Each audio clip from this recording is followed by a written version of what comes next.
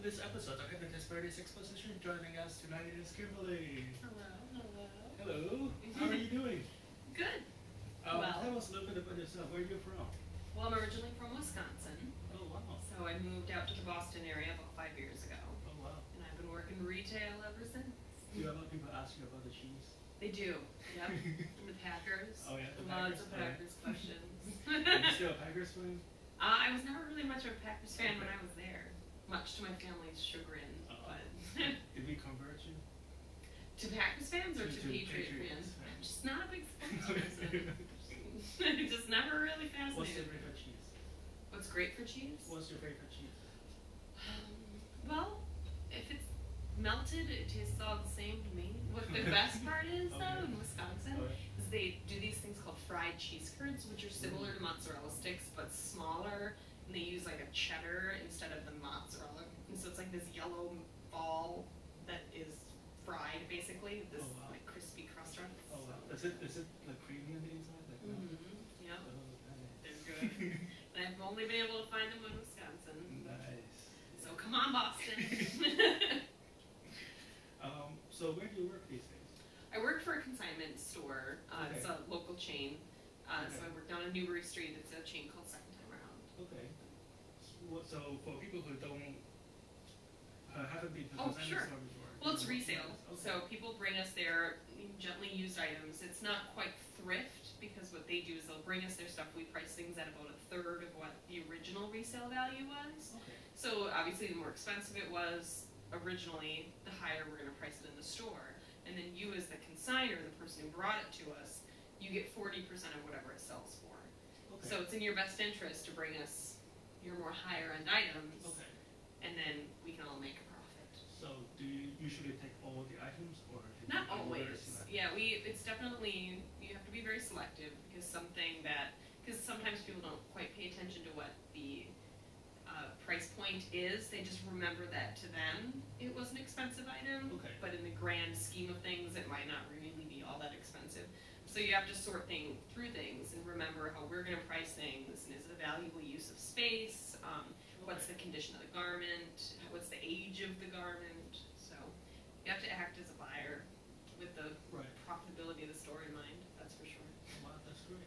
Yeah. But well, when you get the item, you don't pay for it upfront. No, So that's a nope. good So business we model. put it out on the floor. It sells for 3 months. The longer it stays on the floor, the cheaper it becomes. Oh, wow. And then you get 40% of whatever the final It's kind of sell like is. Filene's basement. A lot like Filene's basement. It has that markdown So system. people come in and hide and stuff. They do. We always find it though. We always find it. Put it back where it belongs. Cleaning the racks halfway through the day, and you're like, this does not belong here. What's the most outrageous things people probably do in the store? Oh my gosh. People like to bring us stuff that is clearly not resellable. Okay. Like their skivvies, their underwear, for example. Okay. Like, I'm not gonna sell that. Okay. I'm sorry, your rolled up tube socks. Oh. I'm not gonna take that. And they'll constantly, confuse us with like a housewares store. Okay. I get that question all the time. Oh. Like, can you take my desk? No. I'm sorry, no.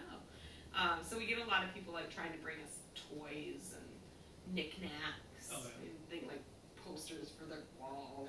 It's very strange. We'll be sorting through bags and we're like, what is that? So yeah. What about like garments? What's the most memorable item that you got?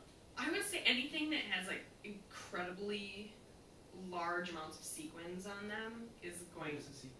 like really sparkly glitz and glamour, and the huge shoulder pads, like very clearly from like the 80s Dynasty era. Wow. Yeah, you just picture like poof Good bangs stuff, yeah. and like dramatic eye makeup. Okay. We get that more frequently than not, and it's always amazing to me that this was a legitimate item that someone wore. Someone bought this. It was fashionable at the time. They wore it somewhere special. That's true. Yeah. Weddings. Yeah, yeah. Their prom, maybe, I don't know. Are they usually accepted? It depends. I mean, if it's around Halloween, maybe. If it's something that isn't quite dated, You could have like a whole 80s store. It's fun around Halloween. We just got finished with the season, so we would have big racks of things that we could be like, think outside the box. Oh yeah. This could be a pinup girl costume. That's true, Yeah. got a whole rack of suggestions, so that's always a fun time of year. That's great. So what would you like to work on tonight?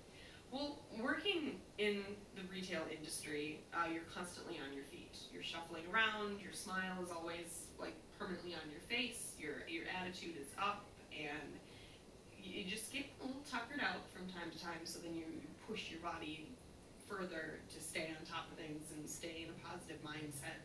And so you're going like a mile a minute, especially if it gets busy, because then you're like running stuff around, greeting everybody, making sure things are clean, saying hi, always on your feet. So then when the time comes to not work anymore, it's hard to release that and go back to a center of turning off almost, and going back to real world personality where you don't have to be like jazz hands and smiles and cheerleader pep squad.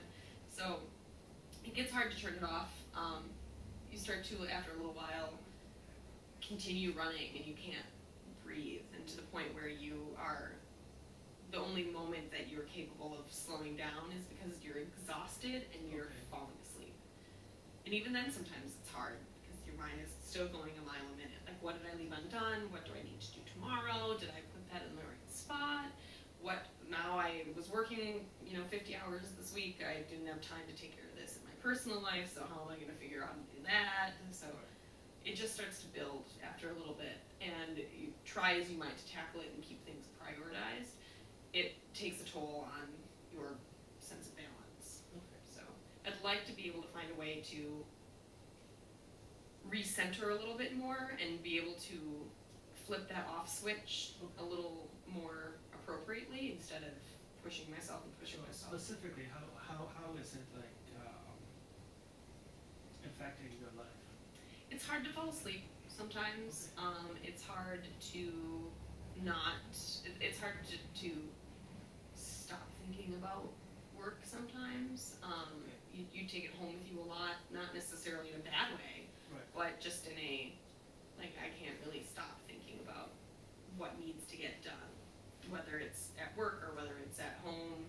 It's hard to just like sit and embrace relaxing.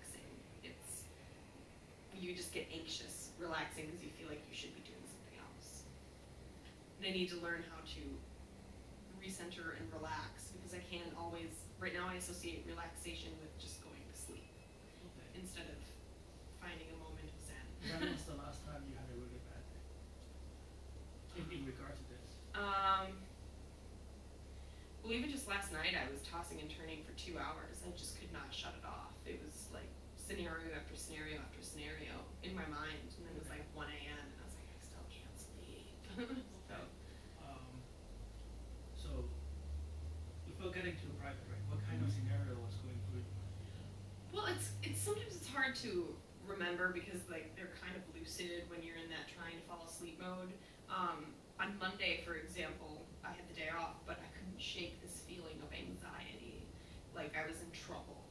And like I read an email that was like, please turn this in more frequently, and it haunted me for the rest of the day.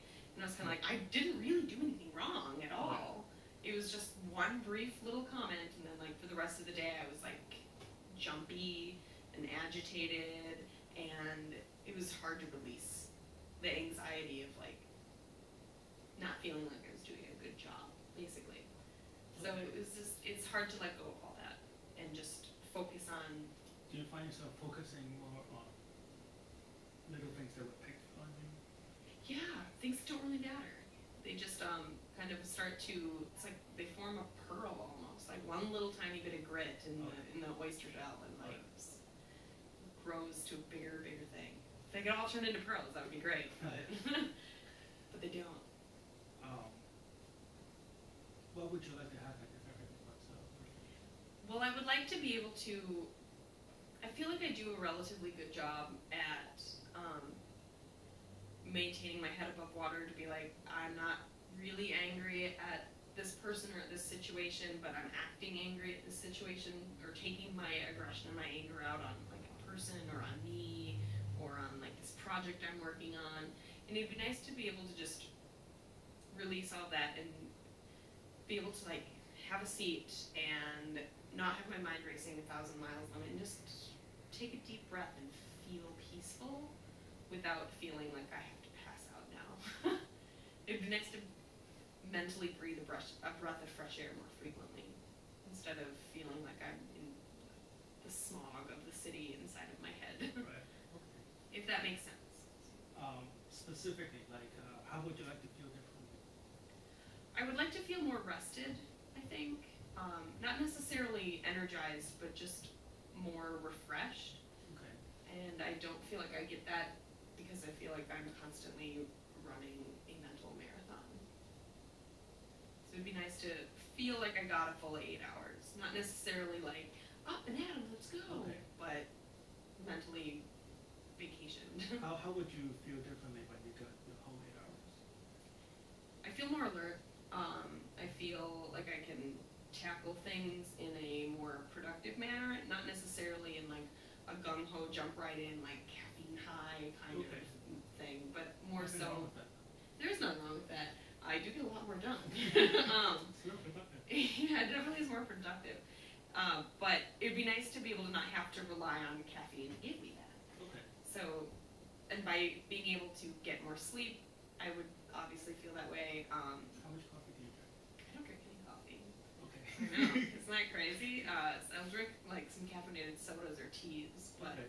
and it's maybe like 1 or 2 a day tops. Okay. So it's really not that much. So I you're just have like a natural. natural energy, which is why I would like to be able to, as much as I can naturally energize myself, I would also like to be able to naturally rest myself. I just need more of a balance instead of it constantly being like go, go, go, light sleeping because I know I have more stuff I have to do. It's like a lot of internal pressure to like keep tackling things. Okay. How would you be thinking differently? Probably placing less importance on things that really aren't that important in general. It would be nice to be able to look at something and be like, this doesn't have to be my #1 priority today. Like, I don't have to take the garbage out right now at this moment. Okay. But I can still like feel complete. I can still feel good about my day, even if I haven't crossed 800 things off my to-do list. Okay. Like I'll come home and if I have the day off but I haven't like really done much that day, like I just like played on the internet and like read my book and maybe took a nap, Okay. I would like to not feel like I wasted my day. Okay. When was the last time you had one of those things?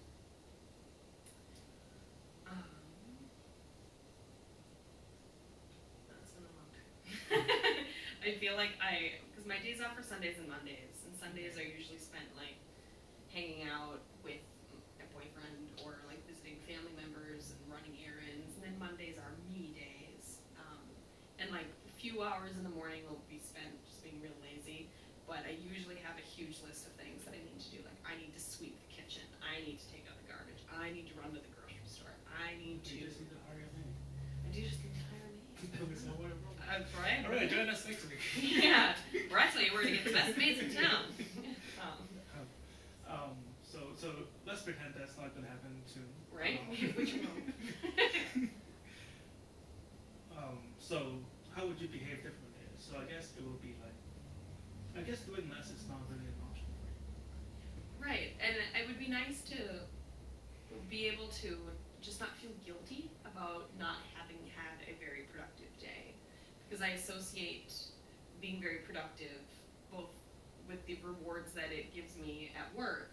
I associate being very productive with the personal rewards it gives me at home, in my social life, in my private life, in my home life.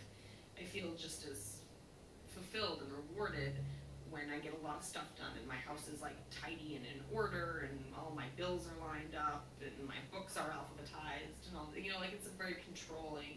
But it'd be nice to be able to feel just as like complete and proud of myself for having had spent a day relaxing. Okay. Without having to like be on vacation on a beach. Do you think that guilt is a big part of? I have very little doubt that that is true. Yeah. Do you think that is what was keeping you up at night? I think it is a lot of guilt when you put Like it that for way. example, earlier you talked about how there will be one little guilty about it constantly for like not having done that earlier. Like, why did I let that slip? So yeah, it is. Like, and maybe I'm confusing anxiety for guilt. Maybe I have always just been like, I feel so anxious, but really it's just an overwhelming sense of guilt. Well, anxiety could be the physical manifestation of guilt. Yeah. Anxiety. Okay, what does it specifically mean to you? Just how like do you physically feel when you use the word anxiety? I feel almost paranoid when I get really anxious. Not paranoid that like I'm being watched or stalked or something, Okay. but paranoid that like something is wrong. And So how do you physically feel? Nervous and jumpy, very skittish, Okay. tense, very tense. So that could be the physical side Mm-hmm. of guilt, right? Yeah. Like, jumping up and down could be the physical manifestation of happiness. Right. Yeah. You're right. So psychologically, that we could go on that track. Right. We have 4 hours lecture, but psychologically, that's the state of happiness, and then that's the manifestation of happiness. Right? So when you don't understand your guilt, Right. your body is manifesting it in forms of how you describe it. Right. And then you internalize that as anxiety. Right. It doesn't seem like you are the type of person who get anxiety. Yeah. That's why it surprises me. Like panic attacks or like I'm not like a depressive person or like an anxious person in general. I'm usually pretty chipper. Usually that would Yeah. be like it doesn't sound like what you describe is anxiety. That could very well be it. I'm not all Right. that familiar with. Well, it's true because like these words get thrown around a lot. Exactly. Yeah. People who just watch the Patriot lose a game, they're depressed. I know. Yeah. They're not in a They're clinical like kicking terms. cans around Right. and stuff. But they're not. Mm-hmm. That's the word they borrow Right. from the mental health dictionary. Right. And then from there on, they label themselves as depressed.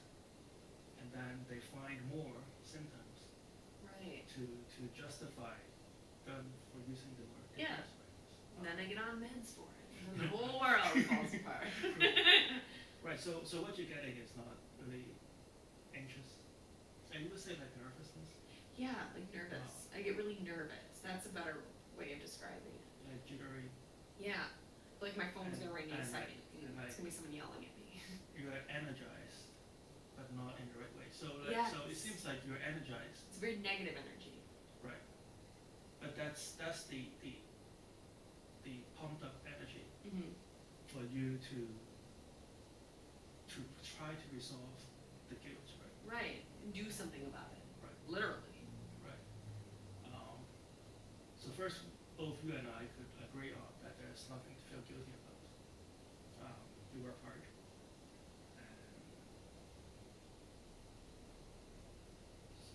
And so I guess like what hypnosis, so we're going to use hypnosis to do is to alleviate some of the stress.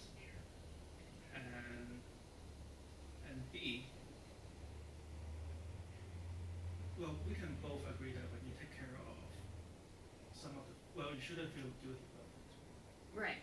And just, whatever just pops up, just, fix it tomorrow and then we'll be done. Right. I don't really have a real reason to feel guilty about anything. Right, It's just right. this creeping sensation. So it's just this energy build up Yeah. throughout your body. Exactly. Or it could be, now we don't have time to go into that, it could be at some point in the past, Yeah. something that you didn't do ended up Blew blowing up in my face or Right. something. Yeah. But like you did not have a chance to resolve that, so that kind of builds up. But we don't have the time to go into that. Yeah.